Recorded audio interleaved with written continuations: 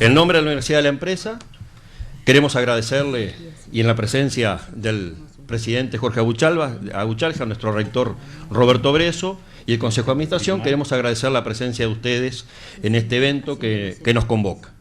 Sin duda, la temática es por demás motivante, tema no suficientemente acabado, más allá de los avances que se tengan, y en primer lugar quisiera comentar con ustedes dos saludos que son de significación para todos nosotros. En primer lugar, el saludo del señor Presidente de la República, que dice así: el señor Presidente de la República, don José Mujica, agradece la amable invitación recibida a participar de la conferencia que brindará el presidente de la Comisión Nacional de Evaluación y Acreditación Universitaria, CONEAU, de Argentina, lamentando no poder concurrir como hubiese sido su deseo. El señor Presidente saluda con la más alta consideración, haciendo extensivo a todos los integrantes de la Universidad de la Empresa y en especial al conferencista, deseándoles el mayor de los éxitos. También tenemos el saludo del señor Ministro de Educación y Cultura, doctor Ricardo Ehrlich, que dice así: deseo agradecer la invitación que me cursaran para acompañarlos en la conferencia del magíster Néstor Pan. Lamentablemente no podré estar presente, ya que inevitables razones de agenda me lo impiden.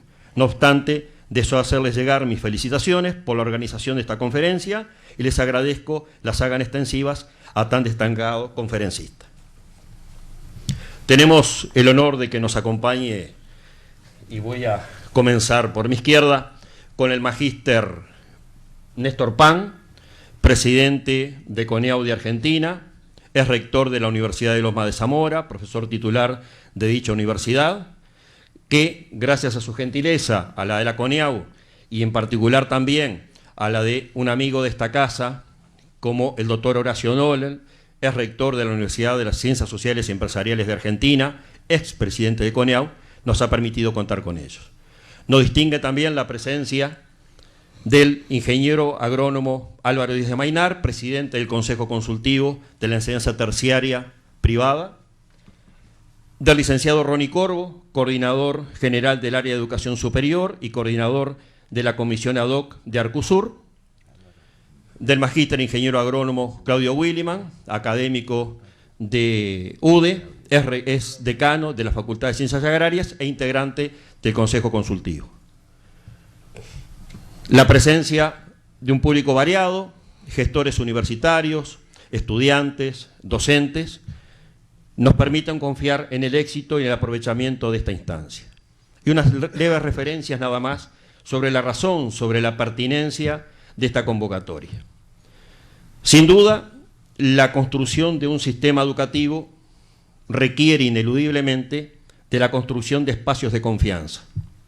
La construcción de espacios de confianza se logra con el intercambio de experiencias, con la asunción de experiencias, con la asunción de compromisos y el respeto de la palabra entregada.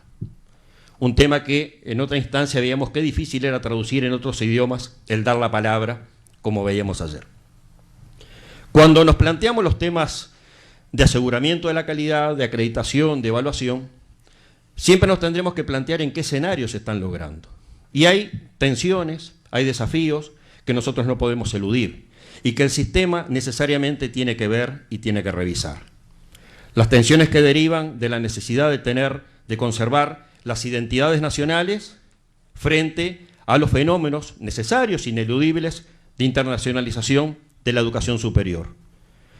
Las tensiones que derivan de modelos educativos pensados para determinada época y lugar y que requieren de un dinamismo que no siempre la normativa y las estructuras orgánicas están en condiciones de sustentar. Por ejemplo, si fuéramos a hablar en términos de competencias versus certificaciones, papeles, diplomas, como podamos llamarle. Las tensiones que se derivan de modelos educativos basados en las tecnologías de la información y la comunicación. Las tensiones que se derivan de distintas correlaciones de fuerza en el escenario internacional.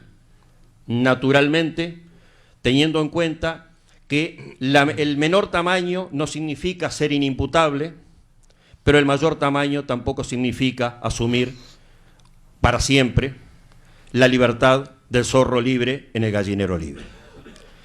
La necesidad de contemplar además la vigencia de la normativa. Me complace saber que están aquí estudiantes de la Facultad de Ciencias Jurídicas, ¿sí?, que ahora y en algún momento tendrán que analizar esta normativa también como ejercicio profesional, también como una contribución a su formación. Las normativas responden a realidades, a momentos, a interpretaciones y requieren ser dotadas de mucha flexibilidad. Si el acto educativo es un acto de confianza, porque no puede ser un reality ni un gran hermano, entonces generemos las instancias de confianza, ¿sí?, sobre la base del compromiso. Y asumamos que una vez que tomamos determinadas definiciones, las podamos mantener para en última instancia todos en el ámbito público y privado, gestores públicos y sociedad civil, podamos en última instancia tener políticas de Estado. ¿De cuántas de estas cosas hemos hablado? ¿Cuánto necesitamos construir? Por último, una percepción personal de la dificultad de esto. Tenemos que construir o reconstruir o modificar un edificio, recimentando, cambiando paredes de lugar, generando espacios modulares al mismo tiempo que estamos habitando en él. Debemos otorgarnos la necesaria inteligencia y creatividad para asumir nuevas formas. Sin duda, será una gran contribución aprender de las lecciones aprendidas, como la que sin duda nos va a transmitir el Magíster PAN. Muchas gracias y Néstor. Yo creo que tenemos que aplaudir ahora por eso, Milán.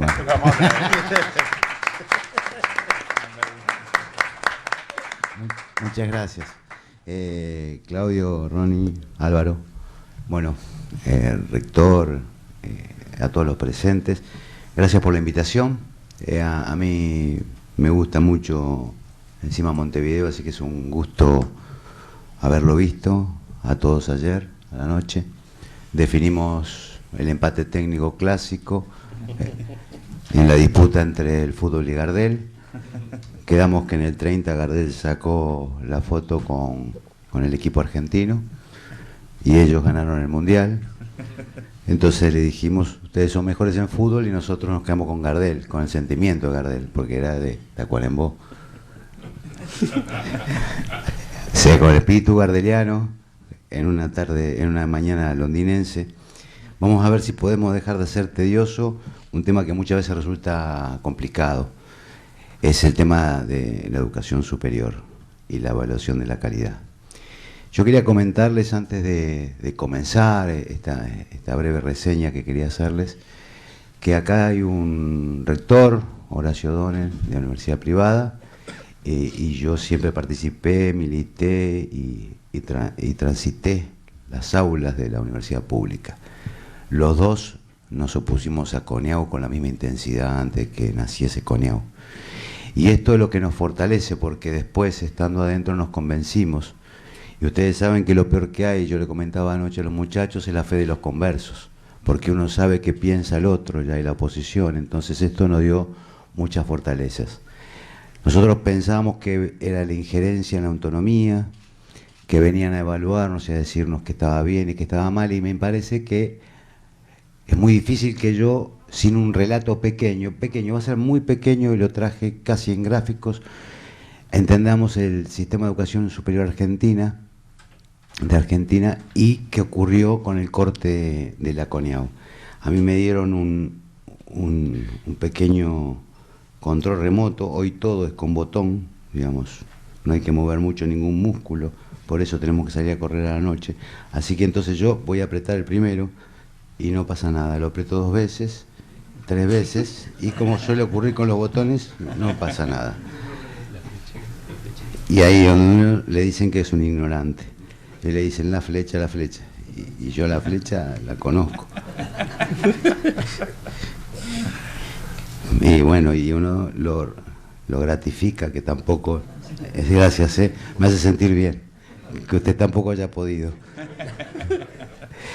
Miren, yo quería señalarle esto muy pequeño del sistema de educación superior argentino. Si ustedes miran ahí, ustedes están observando en estos momentos el crecimiento de las instituciones públicas y privadas. Ustedes van a ver 2 rojos muy altos. Son dos momentos. El tercer botón es este que no funciona, porque lo puse con número claro, el oscuro. 56-72, para que entiendan, 89-96. Esos dos momentos son de crecimiento de las instituciones privadas. En la primera etapa, cuando estamos tomando 45-55, es la época del peronismo. Caído el peronismo, en el 56-72, podríamos llamarle a toda esa época, digamos, la democracia tutelada en Argentina, donde estaban, digamos, combinaban esta combinación entre gobierno militar, frondicismo con apoyo del peronismo, un radicalismo con 22% de los votos, pero siempre tutelado por militares o votos transferidos por una parte del peronismo. Ahí tenemos la gran discusión, digamos, de las laicas y libres, ahí tenemos el ingreso de las católicas en Argentina y ustedes ven el fuerte impacto y el crecimiento en ese momento. Y yo pido que miren el último gráfico, al final, ese, y que lo recuerden, 97-2011, que esa es la época de Coneau. La anterior, estamos hablando de justamente la época de Menem. A ver, yo aprieto esto, va a perder dinámica si yo tengo que apretar 4 veces el botón, me parece. Ahí está. Bien, ahí tenemos el crecimiento de la matriculación. Fíjense ustedes, desde el 45 al 2010, que hay un solo momento de caída, y esto creo que es notable ver qué ha pasado en Argentina con el golpe militar.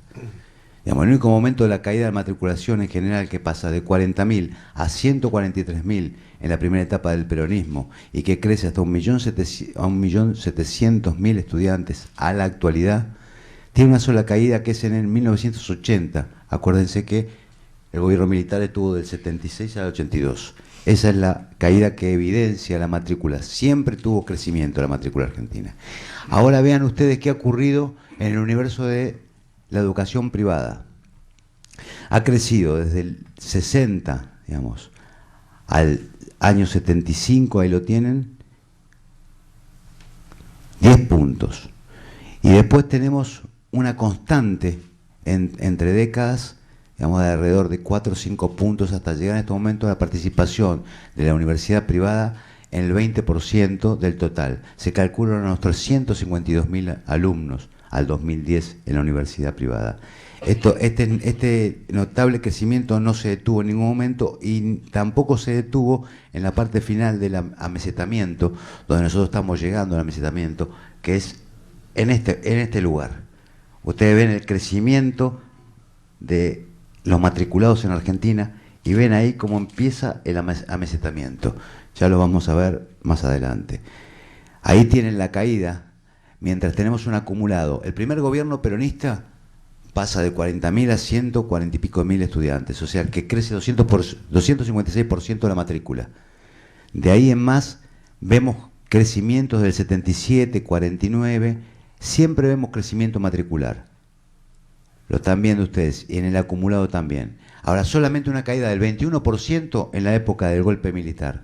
Baja la inscripción. Por supuesto, después del golpe militar, lo que van a notar es un notable crecimiento desde el 69.5%, ahí lo tienen, de la matrícula. ¿Por qué? Fundamentalmente porque lo que ocurrió que no hubo inscripción en esta época, las ciencias sociales perdieron fuerza y hubo un crecimiento muy fuerte en los primeros 3 años del 84 en adelante. Esto para que ustedes comprendan cómo va creciendo la matrícula y cuál es el botón. Ahí está. Los niveles de cobertura de la educación superior en Argentina. Los niveles de cobertura, si tomamos una tasa de 18 a 24 años, el crecimiento va de 2.44 desde el primer peronismo hasta el 36.32 en el 2010.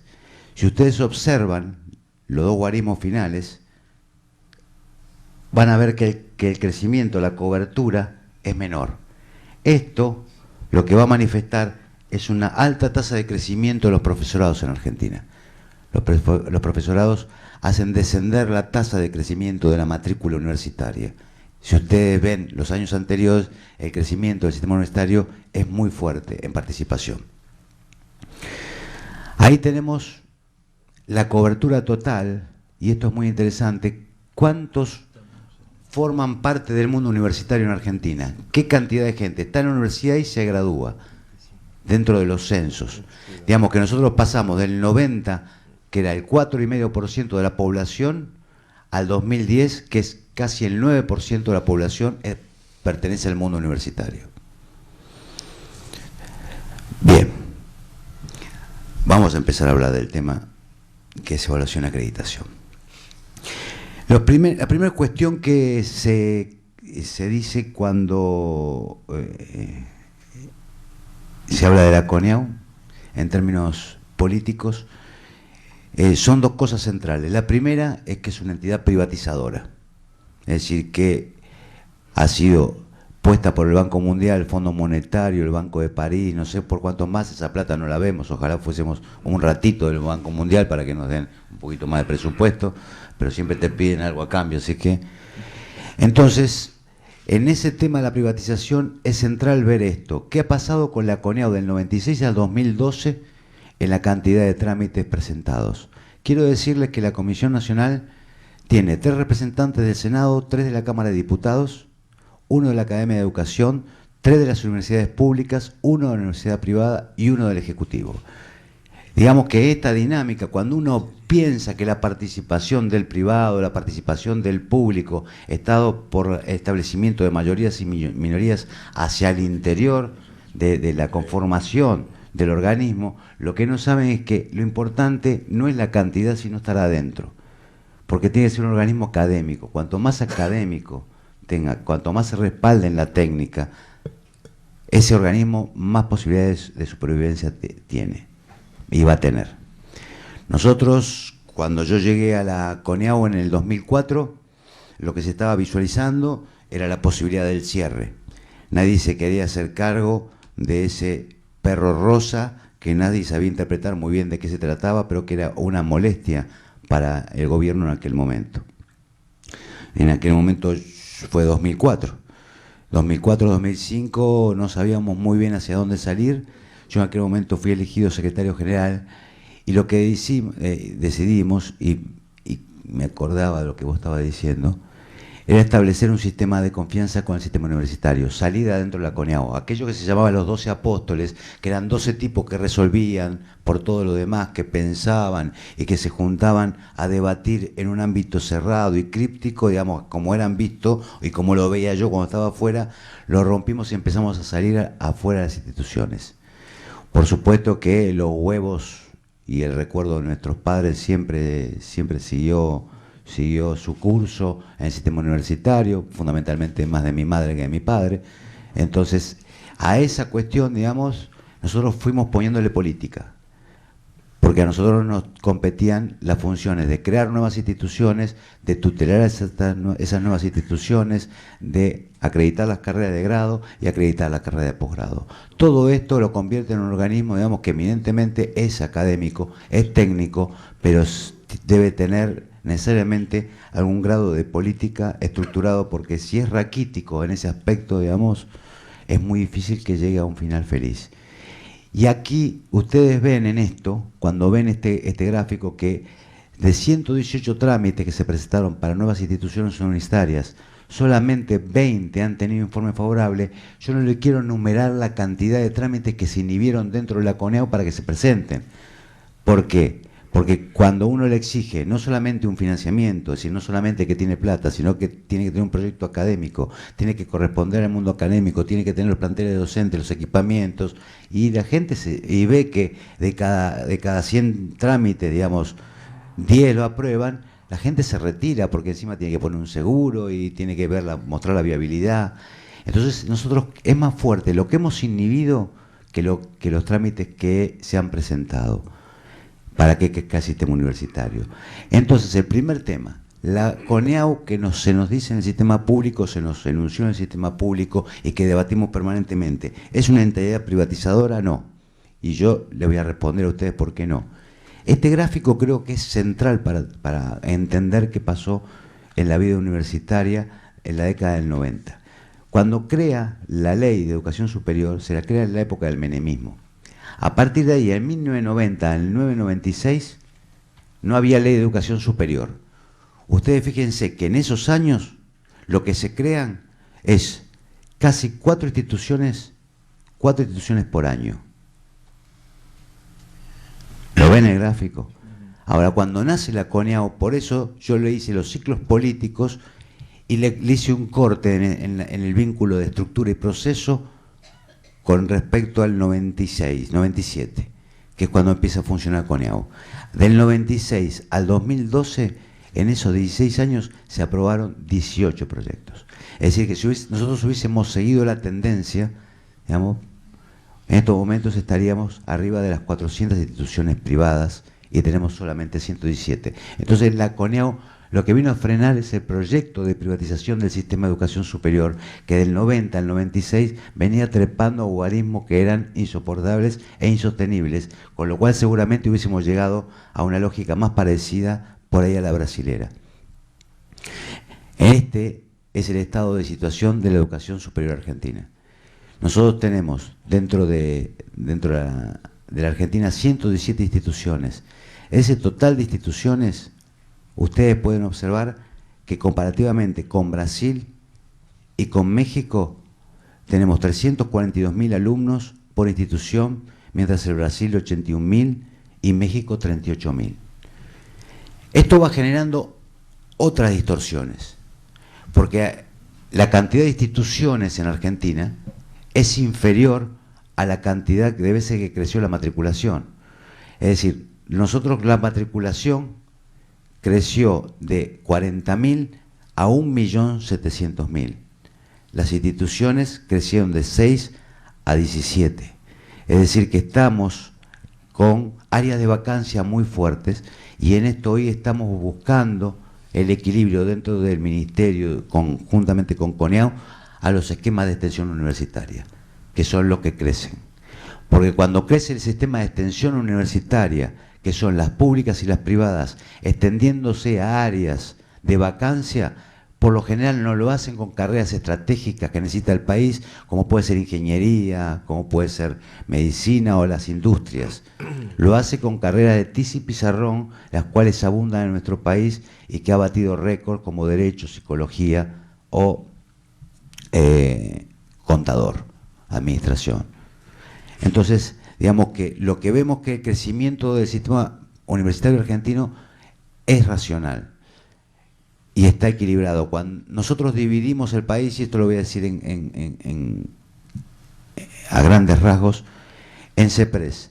Como ustedes pueden observar, el CEPRES de mayor participación es el metropolitano y el bonaerense. Estos dos CEPRES. El área tradicional de crecimiento es este: Litoral, Córdoba, Buenos Aires, La Plata. En estos lugares están los centros más antiguos: Córdoba de 1600, 1800, Litoral 1900, La Plata y Universidad de Buenos Aires 1820. Digamos que alrededor de esos centros lo que fuimos creando nosotros es CEPRES. ¿Qué tienen los CEPRES? Que supuestamente para la Ley de Educación Superior Argentina, para la reglamentación argentina, uno no puede tener una carrera en una universidad de un CEPRES y pasarla a otro CEPRES sin autorización del Consejo de Universidades. Quiere decir que la movilidad de los centros de extensión no es tal, digamos, no pasan de CEPRES a CEPRES, pero el debate es qué hacemos con la educación a distancia, porque la educación a distancia hoy te pasan por arriba de la cabeza y te ponen una carrera de Salta en Ushuaia. Entonces es una problemática muy particular, no porque nos interese inhibir la presentación de esas carreras, sino porque por lo general esas carreras están fuera de la estrategia del proyecto de desarrollo nacional.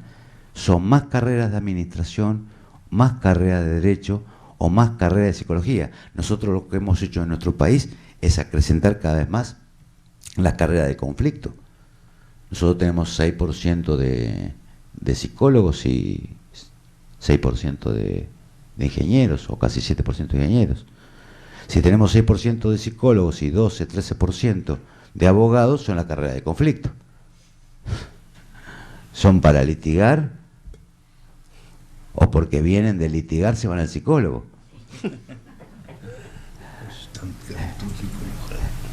¿Qué?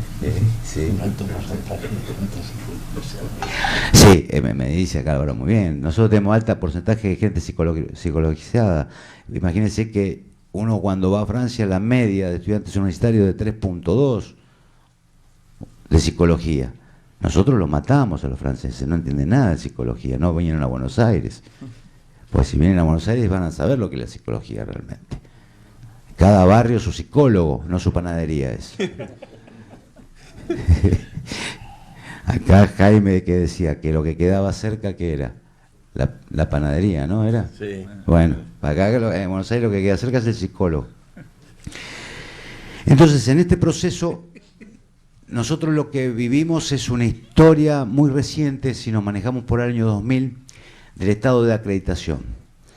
Lo primero que uno piensa en esto es que, ¿qué ocurre con la acreditación si se rompen los sistemas de autonomía? La acreditación en Argentina es manejado por las corporaciones mismas, es decir, la corporación de decanos lo que hace es establecer los estándares. Esos estándares los acuerdan entre públicos y privados y los remiten al ministerio y se lo dan a CONEAU. CONEAU es un organismo solamente de aplicación. Los primeros estándares que se discutieron en Argentina fueron los de medicina y los segundos los de ingeniería. Cada corporación tiene su estilo. Y esto es maravilloso y a veces espantoso. Porque, por ejemplo, los ingenieros en Argentina, en el debate, hicieron el libro azul, el libro verde, el libro violeta, parecían Gaddafi, ¿no? Haciendo libros de revolucionarios, parecían, de la acreditación. Y cada vez ponían estándares más altos en el medio del debate. Otras corporaciones que tienen otros perfiles tratan de ver cómo salta toda la corporación la soga. No de poner estándares para ver si pueden llegar a, como los saltadores en alto ahora, a los 2,5 metros. La ponen 1,70 m para que salten todos. Eso no está mal, no trae una dificultad, porque en Argentina los procesos de acreditación están muy atados a los políticos. Entonces nosotros lo que vemos es que la acreditación no es una fotografía, es una película. Los decanos tienen que superar el estrés de la primera acreditación, porque en las privadas muchas veces está en juego su trabajo y en las públicas está en juego su reelección. Entonces en la primera etapa es como que nosotros permitimos más cantidad de cosas, por esto que estaban diciendo justamente, por establecer un sistema de confianza. Si nosotros no establecemos confianza y que se sientan seguros, no vamos a poder mejorar. Con el estrés que viven las instituciones, en el momento de la acreditación, no están en condiciones de hacer las dos cosas al mismo tiempo, de construir los estándares, de hacer la evaluación y a su vez construir una institución mejor. Lo primero que tiene que pasar es la acreditación. Mire, yo le cuento una experiencia. En la primera evaluación que fuimos a hacer, evaluación institucional, que es la función de la CONEA, evaluar las instituciones, fuimos a la Universidad de Rosario. La Universidad de Rosario, altamente politizada, digamos, está en la zona del litoral también, con una historia como Buenos Aires, La Plata y el litoral, que son todas aquella época una historia del radicalismo, imbuido en la reforma del 18, en los principios de autonomía, digamos, ¿no? Libertad de cátedra. Imagínense que va la CONEAU, a tal punto que éramos 2 los miembros de CONEAU que teníamos que ir y me dejaron solo, fui yo solo, digamos, fui con 12 pares evaluadores. Bueno, en ese contexto, ahí nos tomaron facultades y algunas facultades, pero un día estábamos en el rectorado con las autoridades, haciendo entrevistas por parte de los pares evaluadores, yo estaba observando y se empiezan a escuchar bombos, pero eran muchos bombos. Y avanzaban, entonces en estado de pánico, empezaron a correr la gente alrededor nuestro, que eran unos docentes, inclusive docentes, y yo vi hasta algún decano corriendo, a cerrar las ventanas y a trabar todo. Entonces escuchaban los bombos que iban golpeando, y cada vez más, y llegaron a la puerta los bombos, y llegaron a la puerta, y los bombos siguieron los bombos, se fueron, eran municipales. Ese es el estado de culpa de la acreditación y la evaluación. Hay que pasar ese estrés. Esa gente no dormía hacía rato. No es el estado de hoy, no es la situación de hoy, debo confesarles. Eso fue hace 6 años. Nosotros también damos una imagen más parecida a la DGI, a la FIP y a la policía que a un Estado acreditador. El Estado acreditador lo que tiene que brindar confianza y no comprometerse con la acreditación. Fíjense ustedes, los fundadores de la CONEAU fueron muy inteligentes, porque cuando uno ve las carreras de interés público, esa totalidad, y ve ahí a medicina, agronomía, arquitectura, farmacia y todas estas carreras, todavía no llegamos a abogado y contador público, estábamos por psicología, y si quieren le cuento 55 millones de anécdotas con respecto a psicología que no ocurrieron nunca en ninguna otra acreditación. Es maravilloso. Se entra en el mundo de lo desconocido cuando se entra en psicología. Entonces, si ustedes ven el tema de medicina, van a observar que ocurre algo. Si funciona esto, hasta le pongo dramatismo al tema. Si no funciona, no puedo hacer la de Cinemascope. Ahí está. Ahí está. Miren, observen ustedes lo que pasó. ¿Cuál fue el resultado? Ese 8%, ¿ustedes qué creen que es? La hizo la corporación, los estándares. La propia corporación. Dijeron, esto es lo que tenemos que tener de mínima nosotros. Estamos hablando de estándares mínimos, no estamos hablando de estándares de calidad. Nosotros nos corremos con el ranking, lo que hacemos es estándares de calidad, certificaciones mínimas para que el alumno que se inscriba en programas que están avalados. Que no haya programas del centro y de la periferia, que no haya programas para alumnos de primera y alumnos de segunda, que si quieren, después de ahí en más vayan a la excelencia, pero nuestro objetivo es que tengan la garantía de los alumnos. Los médicos y los decanos hicieron los estándares. Ese 8%, ¿sabe qué es? Los que acreditan por 6 años. Y la legislación decía lo siguiente: o acredita por 6 años o no acredita.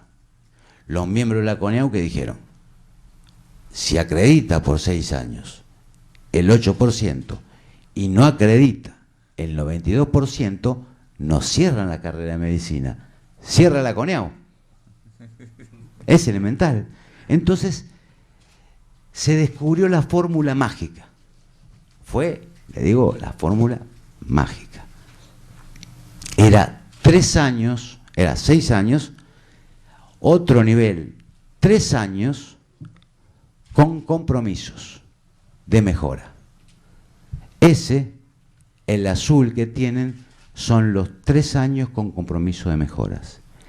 Y ahí vino la humanización de la CONEAU. ¿Cómo se humanizó la CONEAU? Cuando los decanos de las públicas pudieron conseguir plata para la política de mejoras. Ese 92% le daban fondos para que mejore sus instituciones, para que tenga mejores laboratorios, para que tenga mejores profesionales o con mayores dedicaciones, para que sus programas de investigación estuviesen acordes. Es decir, para una serie de cuestiones se financió. Entonces, billetera mató galán. Se acabó, digamos, la discusión y lo que se produjo fue el efecto inverso en las públicas.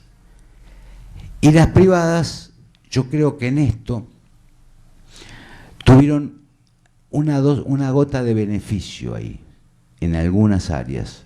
Ustedes saben que a veces es difícil encontrar a privadas involucrados en las áreas de veterinaria, ingeniería. Estoy hablando que sí las encontramos en alguna ingeniería, en medicina, en Argentina, las encontramos en psicología, en derecho, en arquitectura, y ahí tienen resultados, en ontología también.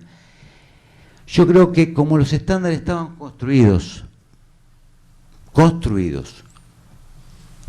para un ingreso bajo, restricto, manejable, las privadas ahí salen beneficiadas. ¿Por qué? Por la cantidad, por ejemplo, de laboratorios una universidad como la de Córdoba, como la de La Plata, como la de Buenos Aires, carecía de la cantidad de laboratorios que se habían establecido en los estándares que habían tenido. Cuando se hace por competencias, uno de punción lumbar, por ejemplo, se calcula que es cada tantos alumnos. Y al carecer de esto, digamos, ahí sí, la privada tener menos ingresantes salió beneficiado y la pública tuvo que hacer un proceso de inversión. Un proceso de inversión para establecer los mínimos de calidad, vuelvo a repetirle. Y acá me parece que radica el secreto del vínculo de CONEAU con el sistema.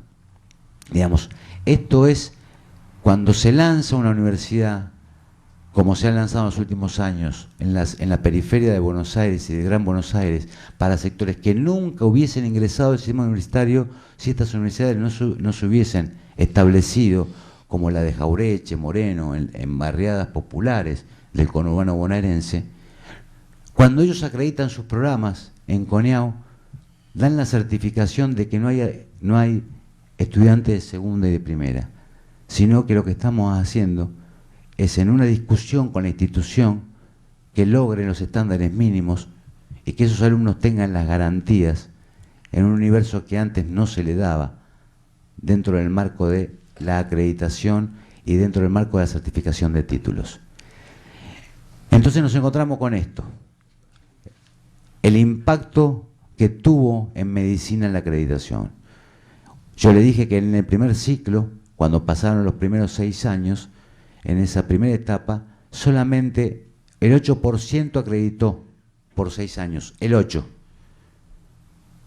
En el segundo ciclo, ustedes ahí ven, está mal esa cifra, la del 92% que dice ahí, en realidad el nuevo ciclo, ahí está, por 6 años acredita el 56%. ¿Se entiende? El 56%, hay una política de mejora. Por eso digo, no es, si ustedes la ven como una fotografía, la acreditación trae mal aliento, estrés, complicaciones intestinales, no duermen bien, digamos, no hay ningún tipo de beneficio, la acreditación. Si se relajan, se establece un sistema de confianzas y se lo ve como una película, el sistema de acreditación no es que tienen que pensar hacerlo, lo deben hacer, porque si no están estableciendo programas de segunda y de tercera. Repito, no vinculado a los rankings, sino vinculado a la garantía mínima que necesitan los estudiantes. Miren ustedes, lo que yo les decía anteriormente. Nosotros acá tenemos un grado de defecto muy grande en la matriculación en Argentina. Nosotros tenemos entre economía, derecho, paramédicas, ingeniería, psicología, mirá, bajamos un poco, me lo actualizaron, 5.3, estábamos en el 6. Yo igual creo que acá no está en la sede, cuando contemos la sede vamos a llegar al 6%. Informática, educación, medicina, comunicación e industrias. Entre todas esas llegamos al 75%. ¿Ustedes saben cuánto es la oferta del sistema universitario argentino en carreras de grado universitario? Ofrece 1.290 carreras. O sea, que las 1.280 carreras siguientes están en el 25% restante. Ustedes fíjense la irracionalidad del sistema. La cultura de mi hijo el doctor, como sigue prevaleciendo, como la de Tizi Pizarrón en la economía y administración, como en derecho, y como un país que necesita ingresar a un proceso, hace ya 8 años ingresó un proceso de sustitución de importaciones, tienen ingenierías casi la misma cantidad que estudiantes de psicología. Esto también es producto de un debate. Es un producto de un debate de los límites de la autonomía cuando no es con responsabilidad. No estamos diciendo que no la tenga, digo, hasta dónde se involucra la universidad pública en el proyecto nacional. Cambian las variables, el ingeniero en la década del 80 y en la década del 90 maneja un taxi y esa variable no cambia. Sigue sin inscripción en la ingeniería por un modelo histórico. Hubo una transferencia en 20 años de humanas y exactas, se sumaron 11 puntos más de inscriptos. 11 puntos más de matriculados. Básicas y aplicadas bajó 10 puntos. Una transferencia que fue simétrica en Argentina. Este es el proceso de autonomía universitaria, más cuando no hay contraparte por parte del Estado para que la privada se introduzca en procesos de inversión más fuerte con carreras que tienen que ver con las carreras de interés nacional. Y acá le quería mostrar estas cuestiones que tienen que ver con las caídas que estamos teniendo y las mejoras. Ustedes fíjense que en economía y administración se mantiene, digamos, constante después de haber subido en el 2004 a casi el 20%, estamos en el 17%, mientras que tenemos algunos guarismos alentadores en el caso de Derecho, que bajó del casi 14% a 10 puntos, y esto tiene que ver con una política fuerte que se está llevando por parte del Estado Nacional, donde están becando no solamente a los alumnos que están en ingeniería, estudiando ingeniería, sino que están becando a los que terminan. Salió una resolución que cada alumno que termine ingeniería en Argentina va a recibir alrededor de 35.000 pesos. ¿Cuánto es, Horacio, eso en dólares? En dólares. ¿Cuánto es 35.000 pesos? 7.000 dólares. Sí, ahí me están preguntando qué dólar, eso no se pregunta. Hay uno solo. Hay uno solo. Y ustedes ven la fuerte caída en medicina, estamos hablando de las públicas. ¿Y por qué le estoy mostrando esto? Porque, sin embargo, cuando uno va a analizar la composición de la matrícula, ve que administración no cayó porque están las privadas, Derecho no cayó porque están las privadas, y medicina no cayó la matriculación porque están las privadas. Digamos, son las tres áreas específicas de crecimiento que hemos tenido. Creo que en este tema, y el final del liquido, en la temática de los posgrados, ustedes saben muy bien que nosotros tenemos aproximadamente unos 4.200 posgrados. Estos son los resultados promedio de los posgrados, y esto fue lo primero que se institucionalizó en CONEAU. Hoy nadie que tenga un posgrado lo puede ejecutar sin la autorización de CONEAU. Es decir, puede hacerlo, pero si el alumno hoy le pregunta, ¿está acreditado por CONEAU? Si no está acreditado por CONEAU, ese posgrado no tiene validez. Para el alumno, por ahí la institución lo puede dar. Pero ¿qué pasa con el posgrado también? El posgrado es un sistema, acreditado es un sistema de inclusión. Cuando uno ve los países en Latinoamérica, para ser más claro, digamos, va a México, uno observa que México tiene 7.200 posgrados, Argentina tiene aproximadamente 4.500, 5.000, entre los posgrados más los que estamos evaluando. Nosotros acreditamos todos. En México observamos que solamente 1.200 o 1.300 de esos 7.000 son acreditados en tres niveles distintos. Uno como proyectos, como programas, digamos, que están comenzando, otros como convalidados ya, digamos, que están funcionando, y otros como internacionales. Es decir, hacia el interior, esa pequeña parte de posgrados tiene categorías distintas. Y los otros, de 1.200 a 7.000, o sea, 6.800, forman parte de los que a nadie le importa, que son los posgrados de los pobres. Digamos, esta distancia también lo que hace es a los ricos más ricos y a los pobres más pobres. Entonces, estas diferencias es necesario no tenerlas. Es necesario acreditar. Cuando uno acredita, nada de acreditación. Yo lo dije, como decía Jaureche, yo soy un gil avivado. Yo lo primero que se me ocurrió cuando llegué a CONEAU, dije, hagámoslo voluntario. Dije, hagamos voluntario, se me prendió la lamparita. Yo me creía que era un genio. Hagámoslo voluntario. Pero se presentan los mejores al voluntario. Y no corregir los programas deficientes. Entonces creas de primera y de segunda. Entonces, para los pobres, estos posgrados, como decían los mexicanos, que no sirven para nada. Tomen, papel picado es eso. O como dirían acá, papelito y serpentina. A los ricos, los que tienen más financiamiento, los posgrados de los ricos. Los que tienen más investigación. Y a los más ricos, los internacionales. Entonces, lo único que yo le quería dejar como mensaje es que la acreditación tiene que entrar todos. Porque donde hay un sector que no entran, no tienen validación. Porque para el Estado no sirve dejar a los pobres de afuera. Y para los privados no sirve sacar esa distancia que creen que pueden sacar dentro del ranking de calidad, que es imposible que lo saquen cualquiera de nuestros países, fundamentalmente porque tiene que hacer un negocio tan grande en las acreditadoras internacionales para que lo consideren, que tiene que dejar la plata ahí y la vida. Entonces, como yo no creo en esos sistemas, digamos que son corporaciones donde lo que le importa no es la estructura física, sino el físico, para llegar arriba en el ranking, nosotros lo que tenemos que hacer es un sistema de convalidación que permita a todos verse reflejados y saber qué tipo de institución tiene ese país. En ese sentido, creo que nosotros en Argentina estamos a tiempo con el debate, tenemos baja cantidad de instituciones por la cantidad, ustedes ya lo vieron, por la cantidad de estudiantes que tenemos. Yo creo que tenemos un amesetamiento, no va a crecer la educación superior argentina, estamos a los niveles de España y de Italia, en niveles de inscriptos, así que no creo que vaya a crecer. Tenemos que reestructurarla en áreas de vacancia, a ver qué pasa, pero el hecho de no crecer y no tener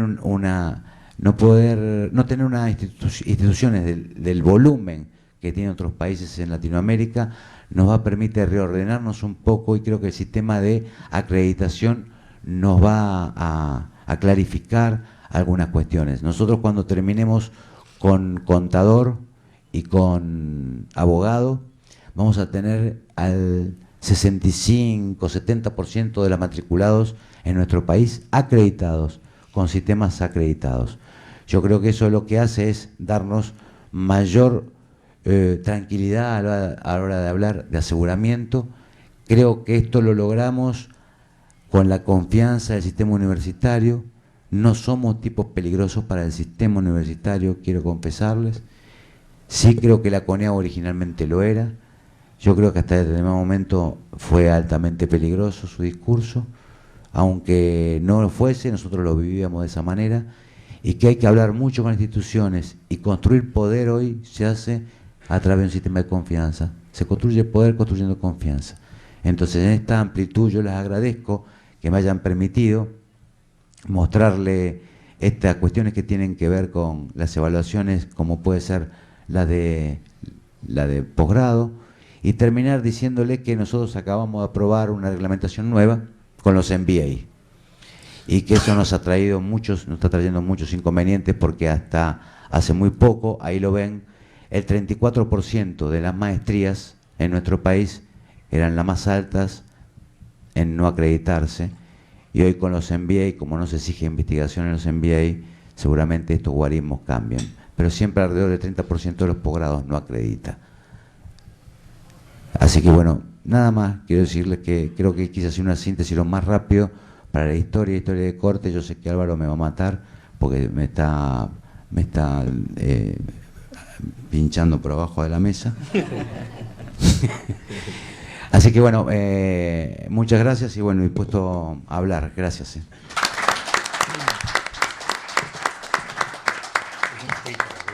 Le agradecemos al Magíster Pan tan rica exposición, que entre otras cosas hace lo que cualquier docente hace, que es transmitir su experiencia de vida, y que no es poca cosa, que es sustantivo. Gracias. Le pedimos ahora al ingeniero agrónomo Álvaro Díaz, presidente del Consejo Consultivo, sus reflexiones sobre este tema, en lo que quiero destacar, junto con Ronnie Corvo, con el resto de los integrantes y con Claudio Williman, están constituyendo un consejo que está dando, a juicio de nuestra universidad, y creo que de todos, está dando claras señales de construcción de esos espacios de confianza, ¿sí?, en la que todos tenemos que aprender, y que en particular el sector privado, una vez que asume un compromiso, naturalmente debe respetarlo.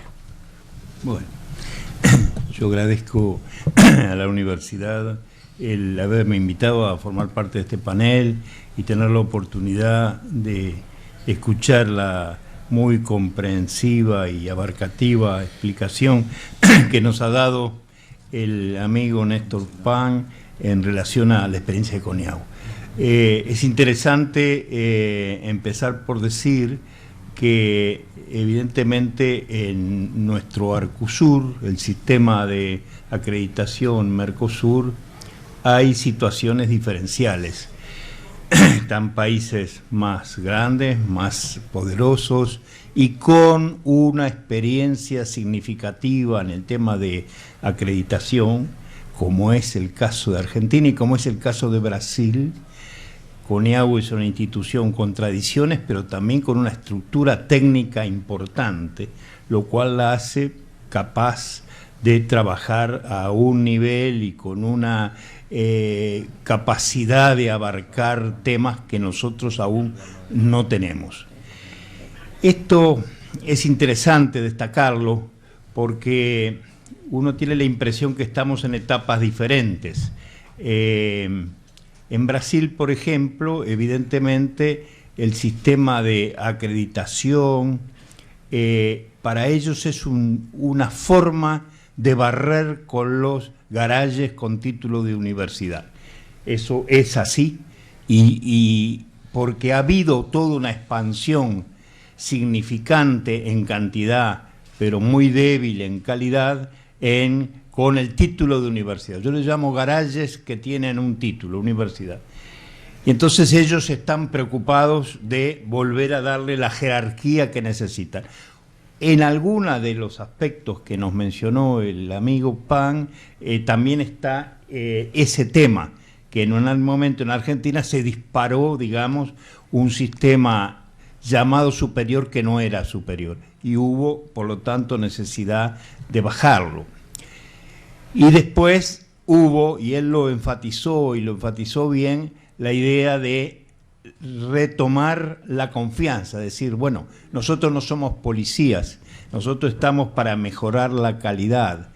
Yo quiero decir que cuando el señor ministro Ricardo Ehrlich habló conmigo para que aceptara la presidencia de este consejo, que bastante trabajo nos da, me dijo, tal vez para convencerme, me repitió varias veces la palabra confianza. No es casual que Pan también lo haya dicho varias veces, que lo importante era la confianza, y yo cuando asumí dije que lo que yo quería eran dos cosas fundamentales, o tres cosas. Una, recuperar el ambiente de confianza, porque en algunos aspectos había en el Consejo Consultivo un ambiente de especie de guerra, y con un ambiente de guerra no se puede trabajar para establecer niveles de calidad de la enseñanza, es completamente opuesto. En segundo lugar, de conseguir una velocidad en los reconocimientos, porque había atrasos, heredamos una serie de atrasos, algunos que no tenían mucho justificativo. Y el otro, sin duda, era cumplir con los requisitos jerárquicos de calidad, que no es actuar como policía, sino como actuar como ayuda para mejorar el nivel promedio de calidad de la enseñanza superior. Es sabido que en nuestro país estos dos temas están separados. Entiendo por lo que he leído y por lo que nos dice el compañero Pan que el reconocimiento y la acreditación están conjuntos en Argentina, en CONEAGU. Nosotros somos partidarios de eso, lo vemos como dos pasos sucesivos de un mismo proceso de calidad. El reconocimiento que una institución puede funcionar y luego la acreditación, que es como una cocarda de garantía de calidad que tiene una institución con respecto al resto. Yo quiero contarles que para ver para afirmar hasta qué punto estamos en procesos de etapas diferentes de lo que nos planteó con mucha coherencia y de forma muy completa Pan. Nosotros terminamos la semana pasada de hacer la acreditación en la Facultad de Medicina de la Universidad de la República. La comisión ad hoc, porque no tenemos aún ley, no somos agencia, somos una comisión ad hoc, así se llama, pero tenemos las funciones de ser agencia de acreditación, que está conformada por dos representantes nombrados por propuestos por el Ministerio de Educación y Cultura, 2 propuestos por la Universidad de la República y 1 propuesto por las universidades privadas. En realidad, de hecho, se funciona de una manera muy abierta, titulares y suplentes actúan, etcétera. Yo siempre he dicho y he repetido que nunca se resolvió nada por votación, siempre se resolvió todo por acuerdo, lo cual coincide con algo que dijo Pan de pasada, pero que yo resalto, que el tema no es cuantitativo, el tema es cualitativo. El tema es con qué espíritu y de qué forma se establecen estos procesos. Y yo digo que cuando nosotros solemos acompañar a estas misiones de evaluación, nosotros somos los 5, los 6 integrantes con su suplente o los 7, yo digo que en términos futbolísticos nosotros tenemos que tirar el centro y cabecear, cosa que a veces es difícil, sobre todo a ciertas edades, ya no estoy yo en condiciones de eso, pero acompañamos a las misiones. Yo acompañé la misión de medicina cuando visitó el Hospital Pereira Rosell. Y quiero decir que me resultó de alguna manera hasta emocionante ver una facultad conmovida, sacudida en el buen sentido, no por el temor, sino por el sentido de la responsabilidad. Una facultad que nos había presentado en primera instancia un informe de autoevaluación que era débil. Nosotros lo estudiamos y le dijimos, este informe es débil. La facultad en ese momento cambió sus autoridades. La nueva estructura, decanato, consejo, etcétera, asumió otro rol completamente diferente y realizó un trabajo estupendo desde el punto de vista de la participación del demos universitario, tanto en la sede de la facultad como en los hospitales. Y al acompañar a la misión, vi grupos de profesores totalmente compenetrados de la misión que tenían, estudiantes lo mismo, funcionarios, etcétera. Entonces dije, esto es lo más importante. Lo más importante de estos sistemas es cuando el sistema no es tomado como un sistema policial, sino como un sistema que viene a azuzar, a agudizar los criterios de calidad y conmueve y hace participar al conjunto de una institución y la hace, por lo tanto, mejorar desde ahí.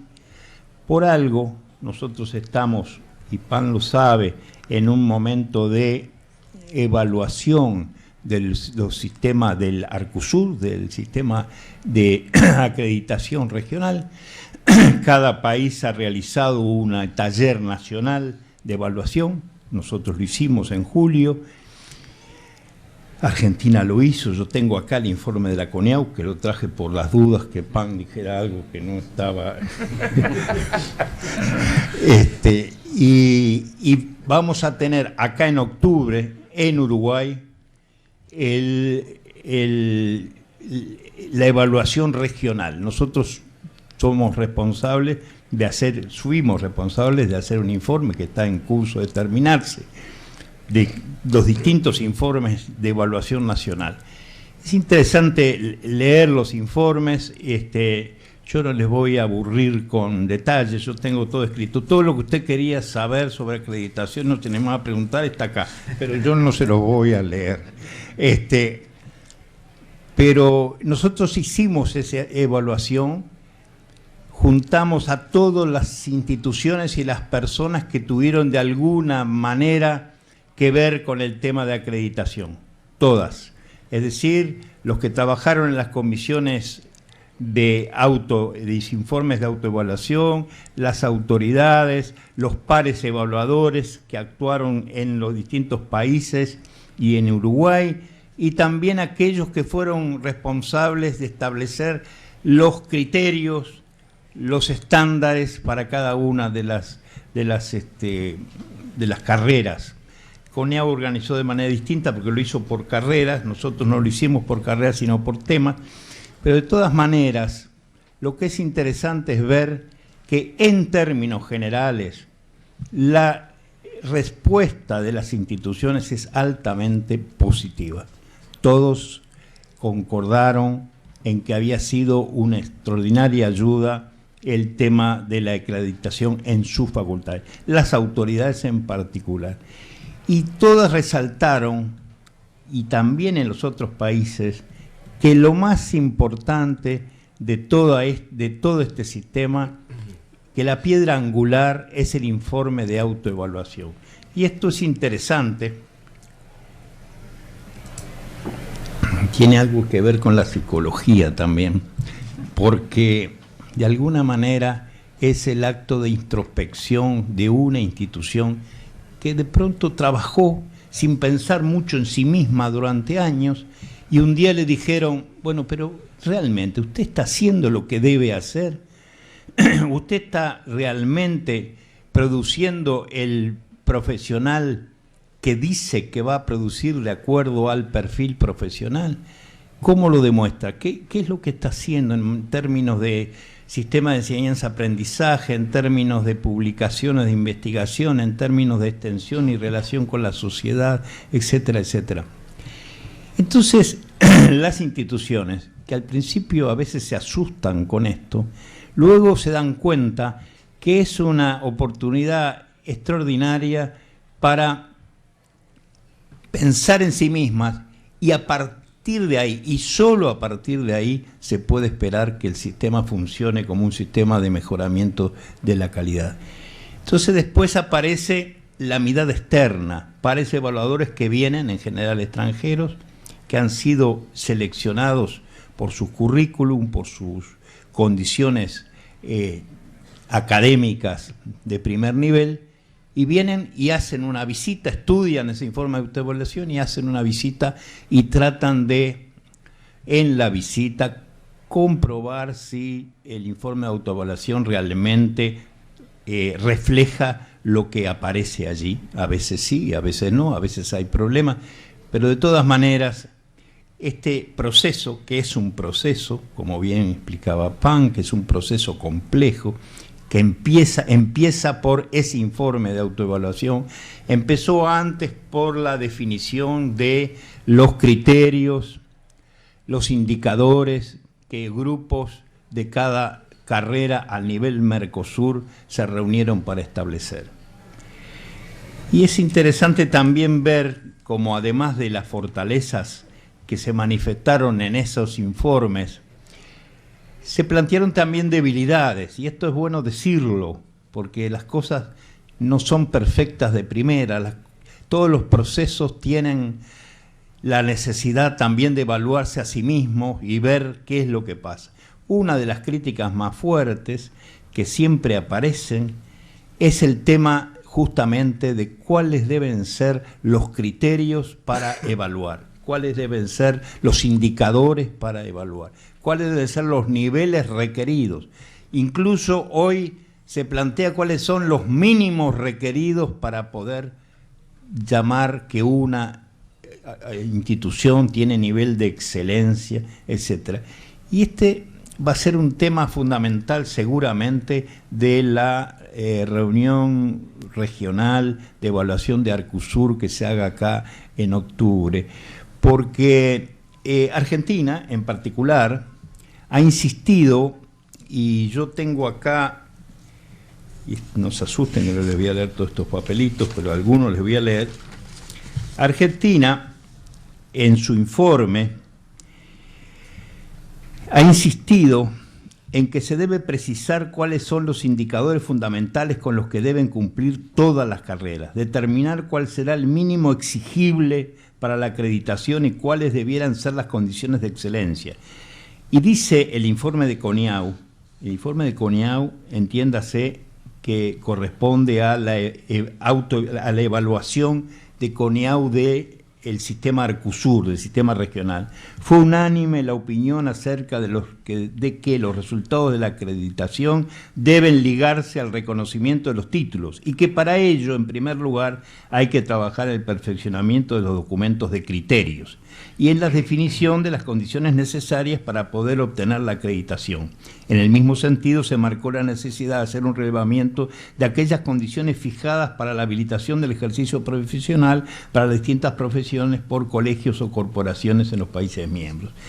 Y allí hay una serie de tensiones, evidentemente, porque muchas veces los criterios, como se trata de la acreditación de varios países, son generales y a veces excesivamente generales, porque si son muy específicos aparecería como la imposición de una forma de profesión o una forma de trabajo universitario que puede ser importante para un país y no tanto para otro. Entonces hay un equilibrio que es difícil de encontrar entre cuáles deben ser los mínimos necesarios sin caer en la idea de homogeneizar las carreras en la región, lo cual sería malo, y lo cual es malo también en los pares evaluadores, cuando un par evaluador llega a un país y toma, aunque no se dé cuenta a veces, como su imagen de lo que debe ser una universidad, la suya propia. Entonces intenta evaluar en función de ese planteo teórico que es equivocado, porque en realidad ese país en donde está es distinto y tiene requerimientos distintos y por lo tanto su carrera tiene otras características. Esto es así en las carreras que los compañeros argentinos llaman reguladas, porque digo, en medicina, en odontología, en química, pero imagínense lo que sería en psicología. Eso sería difícil de establecer cuáles son los criterios mínimos. Lo estoy experimentando eso. Lo estás experimentando ahora. Bueno, entonces yo les cuento esto porque me parece que es importante que veamos cuál es el futuro de este sistema. Nosotros, para los países pequeños como nosotros, relativamente a los que nos rodean, y para los países con menos experiencia en acreditación, yo diría, sin temor a equivocarme, que el sistema ha sido extraordinariamente positivo. Ha sido extraordinariamente positivo por varias razones. Una, porque se ha implantado de una manera muy armoniosa en la relación público-privada, Ministerio de Educación y Cultura. Cada uno tuvo sus internas. Acá no hay nada que se haga en el Río de la Plata sin que haya algunas internas que salvar. En la Universidad de la República, donde hubo muchas veces un criterio de monopolio de la enseñanza, se dijo no, es la universidad la que tiene que establecer el reconocimiento y la acreditación de las carreras privadas, etc. Eso fue superado. A veces los compañeros de las privadas no se dan cuenta todas las luchas que hubo internamente para conseguir que eso fuera superado, que fueron muchas y yo tuve que ver en eso. Y hoy, sin embargo, estamos sentados en la misma mesa hablando de criterios de calidad, y yo digo que fue muy importante también porque se empezó a dilucidar, a imaginar una idea de calidad de la educación superior de nivel nacional, es decir, una idea Uruguay de educación superior. Porque cuando hemos ido a reuniones de la red de agencias nacionales, y acá está Pablo Blandoni de la Universidad Católica, con el cual hemos compartido algunas de esas reuniones, nunca hemos tenido discusión entre nosotros sobre cuál era la posición de Uruguay frente a las distintas cosas que se planteaban. Y eso no se hace de casualidad, eso se hace por mucho diálogo y mucho trabajo conjunto realizado antes. Y desde luego vamos a tener discrepancias en una serie de cosas, pero lo que importa es que en el promedio de los conceptos estamos de acuerdo en que es importante es luchar por mejorar la calidad de la educación superior del país, porque finalmente todos los profesionales y los posgrados que van a trabajar van a ser dentro del Uruguay. Yo quiero decir algo para terminar, porque quiero ser corto, y ustedes se van a poner contentos si yo soy corto. Yo creo que hay otro tema otros dos temas que yo quiero decir para terminar. Uno, enfatizar que yo pienso que tenemos que tener la capacidad de pensar en conjunto la forma de conseguir una legislación nacional que nos permita seguir trabajando hacia el futuro de una manera más cómoda. No podemos seguir con una comisión ad hoc que actúa como agencia. Tenemos que tener una ley de agencia nacional. Eso yo es lo que pienso, se los digo con toda claridad, lo he dicho en todos los ámbitos.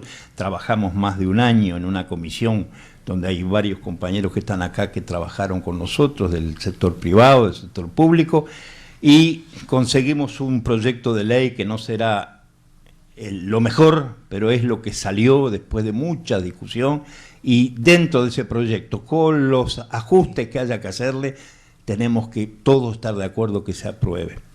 La otra cosa que quiero decir es política, no se asusten, es política al nivel más alto que ustedes se pueden imaginar. Los que creen como yo creo, que la integración regional es una necesidad imperiosa, sobre todo para países pequeños como el nuestro. En un mundo de grandes bloques, van a estar de acuerdo conmigo en que si esa integración empieza desde la base educativa y cultural, va a tener mucho más largo aliento que cualquier otra, y que debemos aplaudir que haya esa integración a nivel educativo dentro de la región. Nos ha permitido conocernos entre nosotros, las instituciones universitarias, las personas, movernos de un lado para otro, y hoy tenemos amigos en todo el continente gracias a este trabajo de acreditación regional. Hoy ya no es Mercosur, es Mercosur ampliado, ya está trabajando Chile, está trabajando Bolivia, se ha incorporado Colombia, Venezuela, es decir, Ecuador me acota Pan con razón, y Ecuador que ha tenido, y acá tuvimos un compañero ecuatoriano, el mismo problema que Brasil, ha hecho un enorme esfuerzo por limpiar la casa de garajes con título de universidad, y lo ha conseguido. Pero quiero decir también que nosotros estamos a tiempo de no tener que hacer ese esfuerzo. Estamos a tiempo de no tener que hacer ese esfuerzo porque aún no se ha dado eso, o se ha dado un grado mínimo, de acuerdo a lo que yo sé. Y por lo tanto, tenemos la posibilidad de marchar conjuntamente con la apertura del sistema educativo sin tener que estar en una lucha para barrer y para limpiar el sistema educativo superior de cosas que no son de educación superior. Sin duda también tenemos un doble problema que me gusta hablarlo también con ustedes porque me gusta decir todo lo que pienso. Desde el punto de vista de la enseñanza superior pública, y Argentina debe tener el mismo problema, el tema limitante muchas veces es la masificación. Y eso tiene limitaciones luego para los sistemas de enseñanza-aprendizaje. Se lucha contra eso, se dice que la masificación no es un tema cuantitativo, yo siempre digo no lo es, como todas las leyes, hasta las de la física, dentro de ciertos umbrales. Pasados ciertos umbrales pasa a ser un tema muy importante. Y desde el punto de vista de las instituciones privadas, el tema son las limitaciones del trabajo de investigación realizado por sus planteles de enseñanza. Entonces, ambos sabemos que existe ese problema y tenemos que tratar de irlo supliendo, de saber que la educación superior está ligada necesariamente a la generación de conocimiento y mantener eso como una bandera y tratar de aumentar los horarios del sistema docente, las capacidades académicas de los profesores y de fomentar los programas de investigación a nivel nacional. Y desde luego tenemos también un problema similar al que planteaba Pan con respecto a una sobrecarga de lo que él llamaba las carreras de tiza y pizarrón, que es difícil de evitar muchas veces. Yo pienso que tiene que haber un estímulo real a las carreras que tienen que ver con el desarrollo productivo. Y cuando digo productivo no digo solo las ingenierías, las agronomías, las veterinarias, no. Digo también que en el terreno de las ideas hay un aporte muy importante también al productivo, pero no en todo el tema de intermediación que incluye... Claro, y yo soy partidario, y no lo digo, y tampoco le voy a decir acá, pero soy partidario de que algunas profesiones hoy deberían ser no estudiadas, sino eliminadas, porque no aportan nada al país y simplemente corresponden a un sistema de intermediación y se supone que provienen de una integración social y política diferente a la que hoy tenemos y de necesidades diferentes. Entonces, en estos términos, con la idea de que tenemos que avanzar, tenemos que consolidar el sistema y tenemos también para el futuro, en el tema Arcusur, los desafíos que dije antes, de ver si esto tiene un plus con respecto a esa cocarda de calidad que nos pide Argentina, que Brasil tiene algunas reticencias.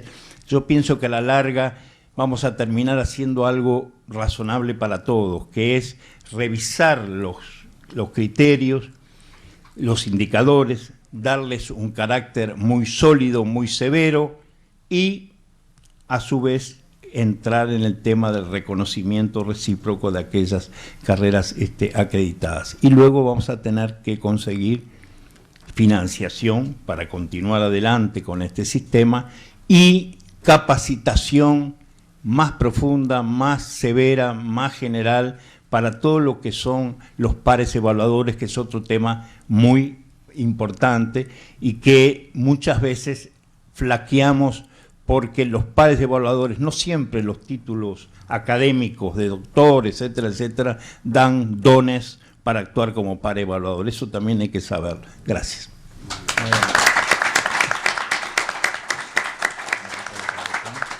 Muchas gracias, ingeniero Díaz Mainar. Ronnie. Sí. Y ahora le pedimos la palabra al licenciado Ronnie Corvo, coordinador general del área de educación superior. Bueno, muy buenos días a todas y a todos. Quiero decirles que yo traía un PowerPoint para presentar, pero producto de cómo se ha dado el panel, me parece que yo voy a hacer una intervención un poco más corta. También por quienes están acá en sala. A los estudiantes sí que les puede servir ese PowerPoint, se lo dejamos ahí, que tiene que ver con la estructura en Uruguay, de cómo trabajamos el tema del reconocimiento y acreditación, en el caso concreto a nivel de Uruguay y del Mercosur. Lo primero que se me ocurre es que menos mal que no vine con mi compañera, que es psicóloga, porque si no hubiera tenido algún problema. Somos dos.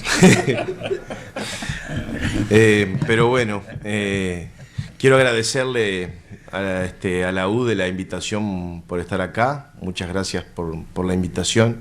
Quiero aprovechar la oportunidad también para agradecer a Néstor Pan, a nombre de CONEAU, la enorme solidaridad que CONEAU ha tenido con el proceso de reconocimiento y acreditación en el Uruguay. Nuestros primeros talleres para formar todo el equipo técnico que acá nos acompaña también en esta sala a nivel nacional tuvo que ver precisamente con un primer curso de CONEAU que se realizó en nuestro país, y desde ahí en más el enorme apoyo que nos han brindado en cada una de las instancias que hemos requerido como agencia primera en esto que decía Néstor Pan. Y bueno, y como hablaba de converso, yo también lo soy, pero porque la propia dinámica del conocimiento va avanzando. Yo recuerdo muy bien cuando se creó el decreto 308/995, yo en aquel momento era responsable de cogobierno de la Federación de Estudiantes Universitarios de Uruguay, integraba el Consejo Directivo Central de la Universidad de la República. Nosotros lo llevamos a la esfera jurídica y lo cuestionamos duramente, por entender sí que rompía límites importantes de la tradición de la educación superior del país. Pero bueno, el tiempo va avanzando y las cosas no son estáticas y uno va adquiriendo experiencia y lo ve desde otro lugar. Yo lo que quiero decir es que hoy ese debate, al igual que lo dijo Álvaro Díaz recién, ese debate no existe más. Yo creo que el proceso de reconocimiento y acreditación en el Uruguay está instalado a nivel de todas nuestras instituciones, públicas y privadas. Está instalado y llegó para quedarse, para profundizarse y para mejorar. Eso es lo primero. Lo segundo, que creo que este decreto, y para no reiterar, ya que Álvaro me ahorra un montón de cosas que podría haber abordado, lo segundo es que creo fehacientemente que ese decreto 308/995 y después complementado por el decreto 309, ya tenía limitaciones cuando se creó. Y creo que hoy directamente no da cuenta de la situación y de la evolución que el sistema de educación superior en el Uruguay, en el ámbito específicamente privado en este caso, y su desarrollo ha creado. Sobre todo porque no da cuenta hoy de una parte sustancial, que es el crecimiento a nivel de la enseñanza de posgrado, de maestrías y ahora más recientemente de doctorado, y que tiene enormes lagunas en el momento que nosotros como técnicos y los propios evaluadores nos disponemos a estudiar este tipo de carrera. Porque no está pensado, fue pensado para el estudio de las carreras de grado. Y ese es quizá el ámbito hoy, el posgrado más dinámico del conocimiento, en el mundo donde tiende a la profesionalización en muchas áreas y a una especificidad muy grande, el área de posgrado adquiere un dinamismo muy importante, muy importante. Y esto hay que subsanarlo de alguna manera. Yo quiero decir que desde el Ministerio de Educación y Cultura nosotros hemos hecho enormes esfuerzos en superar esto. Y quiero decir también que estamos convencidos de la necesidad de la creación de una agencia nacional de acreditación en el Uruguay, donde involucre a los actores directamente involucrados y al gobierno nacional, con las características que tiene el sistema educativo uruguayo.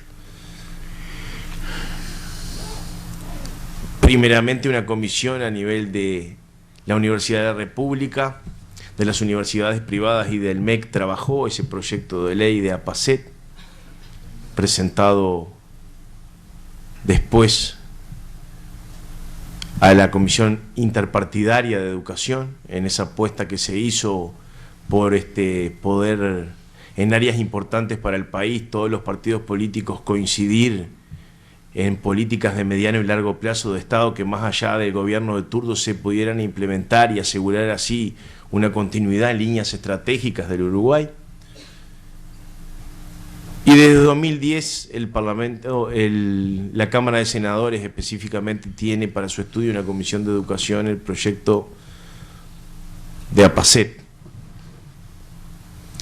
que más allá del estudio específico que se hizo y de las diferentes instancias en su momento cuando se tuvo que empezar a tratar y más allá de los enormes avances y coincidencias que este proyecto tenía, se trabó como era lógico en una parte importante que es la conformación de la dirección de la nueva agencia, lo que siempre pasa en este tipo de proyectos.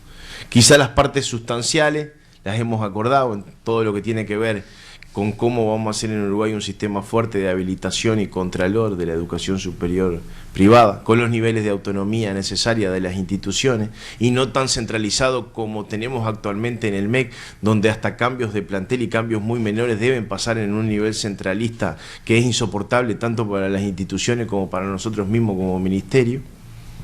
Y donde nosotros ahora en octubre nos aprontamos a recibir algo así como... Y recuerdo cuando, ahora estoy en otra función, pero cuando era técnico evaluador y llegaba el 30 de septiembre, llegaba el 1 de octubre, llegaba a mi escritorio y tenía algo así como 25 cajas enfrente a él, y eran las instituciones que cada 3 años actualizaban su información de todos los planes de estudio, de la totalidad de su parte administrativa, de todos sus componentes de bedelía, y podemos seguir, hasta los auxiliares de servicio se habían cambiado. Y eso hace una dinámica que no tiene nada que ver con el mundo actual y la expansión del conocimiento que hay que tener. Eso hace más bien a una parte de lo que se decía acá, de una concepción que en aquel momento pudo haber primado, que era una concepción de vigilia sobre el sistema privado, que hoy no se ajusta para nada a lo que nosotros tenemos que estudiar y trabajar con el sistema, con el subsistema, mejor dicho, que es la parte concreta de las cuestiones académicas, netamente académicas, y el desarrollo posterior de las instituciones, que no puede ser de una manera desnivelada, sino que debe apuntar a un proyecto concreto nacional también. En ese sentido, nosotros anunciamos como ministerio, y estamos haciendo las acciones tanto en conversación con la Universidad de la República como con las instituciones privadas, de cómo podemos superar esto, y si tenemos que modificar la integración de la dirección, no tenemos ningún problema de hacerlo, siempre que se respeten los elementos centrales del sistema y la conformación que el sistema de educación superior en el Uruguay tiene. No tenemos miedo al cambio de eso, no tenemos miedo a cambiar esa posible composición, pero nos parece que hay equilibrios que deben mantener. Lo digo expresamente por la inclusión del Instituto Universitario de Educación en la dirección de esa agencia, que para mí, por ejemplo, uno de los temas que puede estar en debate perfectamente. Lo otro tiene que ver con la forma jurídica de esta agencia. Es el segundo gran tema que nosotros deberíamos tratar de ajustar. Si es como se prevé en la ley, o es un desconcentrado del propio Ministerio de Educación y Cultura. Yo quiero decirles que la experiencia mía, trabajando ahora en la coordinación del área, antes en Arcosur, desde los informes técnicos, me dice que cuanto mayores niveles de autonomía tenga esa agencia y mayor componente técnico tenga, mejor. Y que eso será una parte importante después de cómo se sustente ese sistema. Porque si nosotros volvemos al pasado no tan lejano, donde instituciones de dudosa procedencia le golpeaban al ministro de Educación de turno, que en el sistema actual es quien habilita o no, más allá de la recomendación técnica, las instituciones, después tenemos que tomar medidas como las que nos tocó tomar a nosotros cuando llegamos acá, que fue el cierre de algunas instituciones que habían erosionado la credibilidad total del sistema de educación superior en el Uruguay.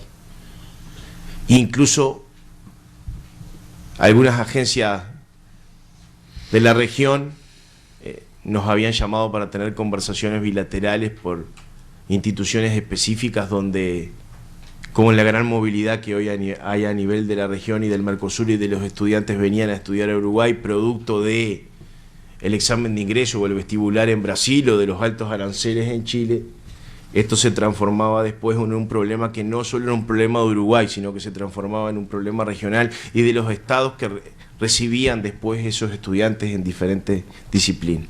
Y eso lo corregimos.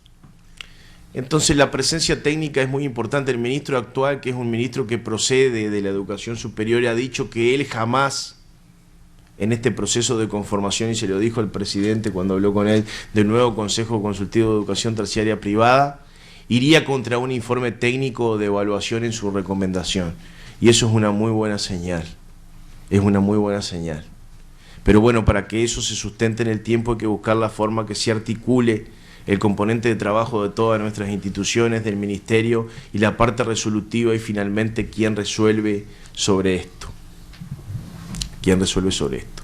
Me parece que son los dos temas donde tenemos grandes diferencias en un proyecto articulado que en su 90% está consensuado, y que yo me temo, producto de una campaña electoral anticipada, vamos a ser interpelados el miércoles que viene, estamos preparando eso sobre un montón de aspectos, a mí me toca la parte más de educación superior, que con el anticipo de la campaña electoral, si esta ley nosotros no la tratamos ahora y con los máximos niveles de consenso, y los que estamos directamente involucrados en esto, gran parte de los que estamos acá, no hacemos fuerza en cada uno de los ámbitos donde nos movemos para que esto se apruebe, el país por 4 o 5 años más va a seguir en un régimen y en un sistema de ordenamiento que ya eclosionó, y donde el Ministerio de Educación y Cultura no va a poder dar respuesta a las demandas que vienen del ámbito de la educación superior y del propio sistema, sobre todo en lo que hace al reconocimiento de doctorado, donde la legislación vigente directamente no lo prevé.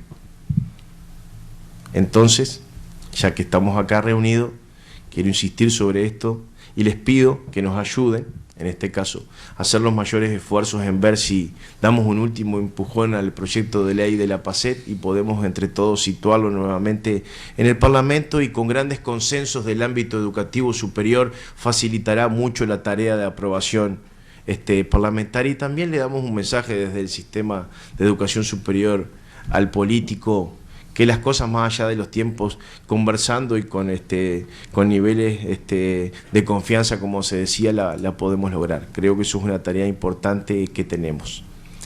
Quiero decir que en ese camino el área de educación superior del Ministerio se ha fortalecido en esta etapa y vamos a trabajar hacia ese camino. A nivel nacional voy a terminar acá, lo otro estaba en el PowerPoint que iba a decir, pero bueno, producto del tiempo, así podemos interactuar después en preguntas, sobre todo para aprovechar la presencia acá de Néstor que nos visita. Lo segundo que quiero hablar es del tema de la internacionalización de la educación superior y los bloques regionales. En el mundo, compuesto hoy por bloques, donde gran parte del futuro del desarrollo nacional se basa, como dicen la mayoría de los teóricos como Amartya Sen y muchos más, en la capacidad que tengan los países en la producción, innovación y distribución del conocimiento avanzado y superior hacia el desarrollo nacional, y en la conformación de redes de conocimiento a nivel regional. Creo que en Uruguay vamos en ese camino y estamos trabajando conjuntamente con los países de la región en poder, a través del Mercosur educativo, en este caso en su parte de educación superior, que me toca representar al Uruguay desde ahí, de generar políticas firmes hacia la integración regional y sobre todo en una parte muy dinámica y sustancial del proceso de integración, que es el complemento de nuestras redes productivas y el papel que tiene el conocimiento avanzado y de calidad y el papel estrictamente de las instituciones de educación superior y universitaria. Creo que es un área clave en el desarrollo de nuestras políticas. Y en tal sentido hemos empezado con la actual generación de estudiantes universitarios del Uruguay los planes de intercambio estudiantil y de movilidad en el ámbito del Mercosur, para que ya el estudiante desde el grado empiece a ver como algo común el viaje por la región y los diferentes países, el complementarse en instituciones de la región y que esos créditos sean convalidados después en sus carreras de grado cuando ellos vuelven. Modestamente hemos empezado, pero creo que vamos a tender a irlo fortaleciendo, y ya hicimos una propuesta en el seno del Mercosur para que en el marco de las asimetrías que manejamos hagamos un fondo que permita desde otras condiciones trabajar estas primeras experiencias, y hoy contamos, creo que con la decisión política de llevarlo adelante. Esto lo hacemos también a nivel docente, lo estamos empezando, y también a nivel de la investigación. Y aquí entra una cuestión concreta que tiene que ver con el trabajo de la comisión ad hoc de Arcusur, porque estas experiencias son mucho más fáciles en las carreras acreditadas por el sistema Arcusur en cada uno de nuestros países, tendiendo a una propuesta argentina que es al futuro el reconocimiento de títulos en el Mercosur, y más el Mercosur ampliado, y que los profesionales puedan ejercer las profesiones en la mayoría de nuestros países con el complemento de que estamos hablando. Cuestión que vamos hacia ahí, pero por diferentes cuestiones, obviamente en el trabajo político cada uno defiende posiciones propias y no es fácil llegar a consensos en esta materia, pero creo que igual vamos avanzando. En ese sentido, la acreditación de nuestras carreras de arquitectura, de agronomía, de veterinaria, de ingeniería, de enfermería, de odontología y recientemente la evaluación de medicina, dicen que Uruguay ha participado en este proceso de manera muy importante, y que tanto a las instituciones como al Ministerio de Educación y Cultura le ha servido mucho este proceso Arcusur, del cual somos parte y esperemos que se profundice, y en tal medida, como Álvaro Díaz decía recién, estaremos realizando en Montevideo en octubre el taller de evaluación regional de Arcusur para su profundización, sistema que ya se sumaron Bolivia y Chile como miembros asociados del bloque, y recientemente se sumó Ecuador, se sumó Colombia, se va a sumar Perú, por lo que se va a transformar en un sistema sudamericano de acreditación universitaria, con base en el Mercosur. y a su vez nos va a permitir complementar desde el punto de vista de otras propuestas que andan ahí, de la creación de una supraagencia como hace UNASUR, por ejemplo.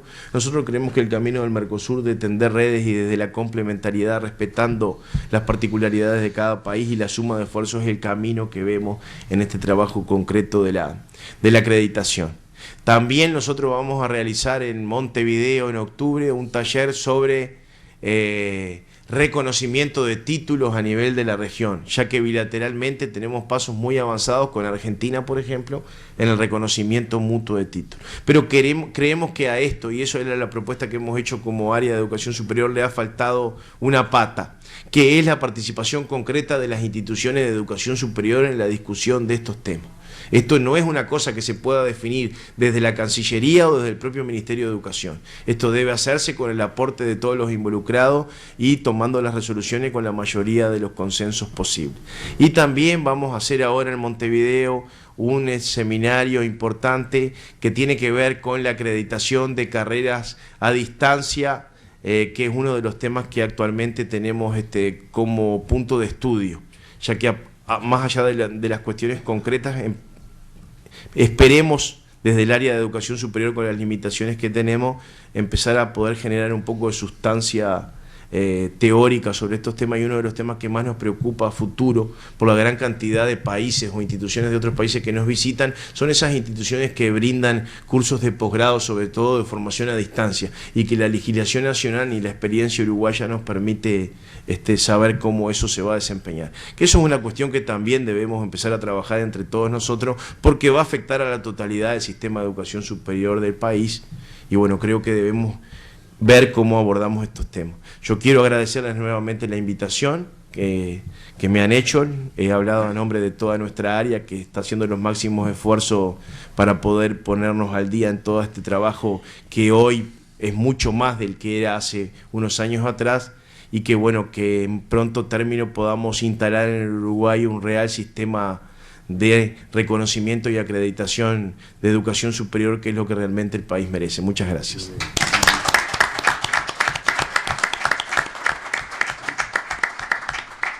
Muchas gracias, Ronnie. Y le paso la palabra al ingeniero Claudio Williman para que también haga su aporte, su contribución, de forma tal que pueda quedar un espacio para poder dar respuesta a algunas de las preguntas que ustedes han planteado y a un cierre posterior. Claudio. Bueno, buenos días a todos. Quiero en primer lugar agradecer a la Universidad de la Empresa la oportunidad de participar de este panel, que realmente hemos tenido unas presentaciones y unas realmente muy ricas, muy importantes, muy sustanciosas. Me han pedido que para dejar espacio sea breve, lo cual a esta altura es fácil, porque cuando uno habla último ya casi está todo dicho, de manera que voy a poder ser breve. No puedo dejar de destacar que entre todas las cosas que se ha dicho, bueno, la importancia de la CONIAU en todo el proceso uruguayo.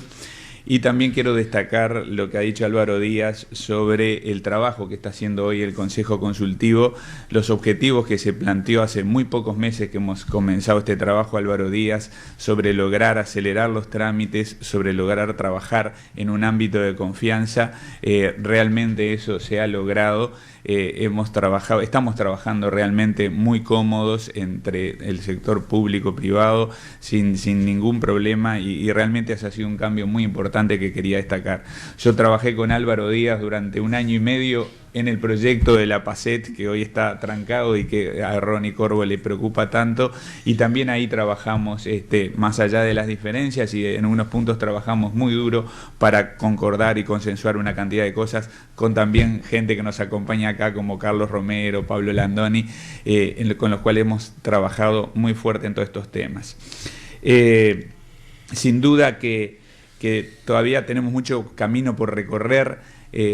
Tenemos diferencias, como decíamos, la CONIAU ha empezado a trabajar desde el año 95 o 96, nosotros todavía no hemos logrado tener una agencia. Ha sido sin duda el Mercosur el que nos ha metido en este trabajo de autoevaluación y de evaluación y de acreditación. Nosotros tenemos nos falta la agencia. Las universidades privadas en el Uruguay son mucho más nuevas que en la región. Revisando uno de los primeros capítulos del último libro de Claudio Rama sobre la nueva fase de la universidad privada en América Latina, vemos cómo en Argentina la primera universidad privada es 1956, en Brasil de 1941, en Bolivia de 1966, en Paraguay 1960, la Universidad Católica, generalmente las primeras eran católicas, como en Chile o en Paraguay, y en Uruguay recién en 1984-85 con la Universidad Católica del Uruguay. O sea que tenemos una diferencia muy importante, y además realmente recién en el 95 se pudo extender a otras universidades privadas. Entonces estamos todavía en un proceso más atrasados que en la región, y creo que entre las cosas que nos faltan hay un tema muy importante que fue el que recalcó recién Corvo, que es el tema de los posgrados. Y en ese sentido quería destacar y hacer unos breves comentarios sobre una resolución 160/2011 del Ministerio de Educación de Argentina, donde se aprobaron los estándares y criterios a considerar en los procesos de acreditación de carrera de posgrado. Como comentaba anoche el doctor O'Donnell, llegar a este documento costó mucho, hubo muchas discusiones, pero lograron poner en el papel algo que había quedado comprometido más de casi 15 años atrás, porque el anterior decreto que regulaba los posgrados era del año 97, y ese decreto decía que en un año se iban a revisar los estándares y se iba a poner otra vez a punto eso, y bueno, pasaron muchos años en Argentina, por lo tanto lo que nos pasó a nosotros, lo que nos pasa con el 308 está dentro de lo que está pasando en la región en estos temas. Y en esa resolución, que no se las voy a leer tampoco porque es muy extensa, quiero destacar 2 o 3 cosas. Tiene 4 títulos, 4 capítulos. Uno referido a la caracterización general de los estándares, de los criterios. Otro referido a la caracterización general de los estándares. Un tercer capítulo sobre la educación a distancia, el problema que recién comentaba Corvo. Y un cuarto capítulo sobre el procedimiento de la acreditación. En el primer capítulo el primer punto son los tipos de carrera, y ahí creo que está planteado un tema que nosotros tenemos que darnos, que al hablar de carreras de posgrado habla, como hablamos nosotros, de especialización, de maestrías y doctorados, pero hace una distinción entre maestrías académicas y maestrías profesionales. Ahí hay un paso muy importante que han dado en Argentina y que creo que nosotros también tenemos que dar. Y importante porque en esta resolución, además, con respecto al trabajo final de las maestrías, hace referencia que, por supuesto, en una maestría académica es una tesis que da cuenta del estado del arte en la temática elegida y de la implementación de una metodología de investigación pertinente a la misma. Pero en el caso del trabajo final de una maestría profesional, incorpora lo que es un proyecto, un estudio de caso, una obra, una tesis, una producción artística o trabajos similares que dan cuenta de una aplicación innovadora o producción personal sostenida por marcos teóricos. Eso creo que es un tema muy importante.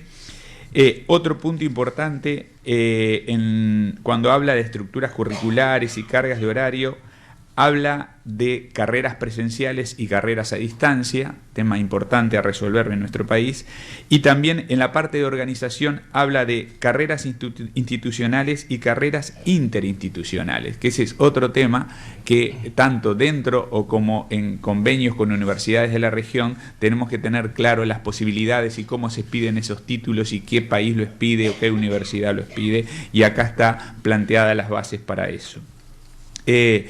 En la parte de caracterización general de los estándares, lo bueno es que, siguiendo la línea que tenemos en esto, la mayoría de los estándares son cualitativos, no hay muy poca referencia a estándares cuantitativos, diferencia importante con la que vimos el lunes pasado, algunos de nosotros que compartimos la CONEAU de Panamá, que vino a hacer un taller para buscar evaluadores para su acreditación institucional, y ellos han establecido 185 indicadores para los 4 factores o dimensiones, y todo eso había que traducirlo a una valoración numérica y calcular porcentajes para cada uno de esos 185 indicadores, de manera que el evaluador va a quedar totalmente perdido en una marea de números y va a perder el foco de ver el contexto institucional y evaluar la carrera o la universidad en su conjunto, y no por la suma de indicadores.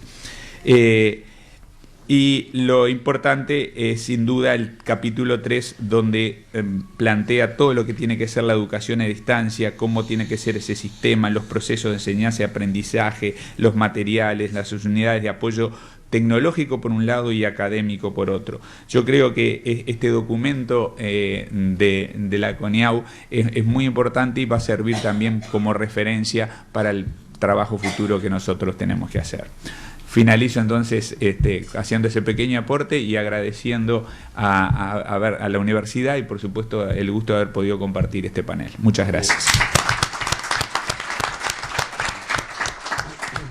Y ahora tengo algunas preguntas que trataré de resumir en función del horario, del respeto a los participantes, a los panelistas, y también de los participantes que han hecho las consultas. Entonces, hay una que dice así: parecería que CONIAU, y es para Néstor, parecería que CONIAU está pasando de un sistema voluntario de alta calidad a un sistema de estándares mínimos obligatorios. ¿Ve que el sistema de estándares mínimos debería ser apoyado en un checklist de estándares que es más objetivo, o mantener un sistema de pares que siempre tiende a la subjetividad, ¿sí?, y a la alta calidad? No, la acreditación es un tema cultural. Los pares hay que mantenerlos por un tema de autonomía, me parece que eso es central. El tema del checklist puede ser una corroboración de segundas o terceras acreditaciones, que por ejemplo nosotros ahora en Humanas ingresamos en la 3ª convocatoria de posgrado, y ahí sí nosotros podemos producir un checklist, pero siempre tenemos que estar vinculados a este checklist a lo que diga el par evaluador. Sin par evaluador no hay acreditación para nosotros, porque es la cultura autonómica de Argentina la que tiene que ser primordial ahí. Muchas gracias. Una segunda pregunta también para Néstor. ¿La CONIAU tiene una estimación de la cantidad de universidades que tendría que tener acreditadas, o de la relación de universidades por número de habitantes en Argentina, o eventualmente de la oferta de carreras universitarias? No. Sí. No, pero me quedé con una cuenta. Si nosotros fuésemos México, tendríamos que tener 1000 instituciones universitarias. Si fuésemos Brasil, tendríamos que estar en las 500 aproximadamente, 550. Digamos que sí tenemos una baja tasa de instituciones, pero no sé exactamente cuántas son las necesarias. Y en aras de la brevedad, y le pido disculpas a quienes hayan presentado otras preguntas, solamente una última, y es: ¿cuál es la vida útil, la vigencia que tienen el sistema de estándares? ¿Con qué periodicidad se renuevan y cuál es el mecanismo, atendiendo a la dinámica que tiene la propia formación universitaria? Bien, el sistema de estándares está dispuesto en un sistema de autonomía. La corporación, por ejemplo, médica, ha resuelto cambiar los estándares. Ingresó, digamos, por carrera primero y después entró por competencias. Al ingresar por competencias, nosotros ingresamos de una manera distinta. Por competencias, para nosotros, como miembros de la CONIAU, es el lugar ciego. Cuando entramos por carrera se ve la institución.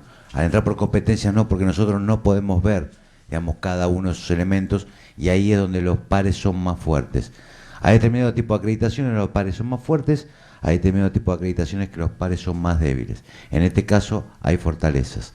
Ingeniería los ha debatido y va incorporando elementos, y las otras corporaciones se tienen que dar su propia dinámica. Por ejemplo, ya que vine hasta acá y estamos en confianza y no va a salir de Latinoamérica lo que diga, en la arquitectura, debido al gran estrés, porque la arquitectura ustedes vieron que tiene, digamos, un peso de ciencias sociales por ahí en el perfil del docente, ¿no? No es el perfil del ingeniero, el veterinario, ¿no?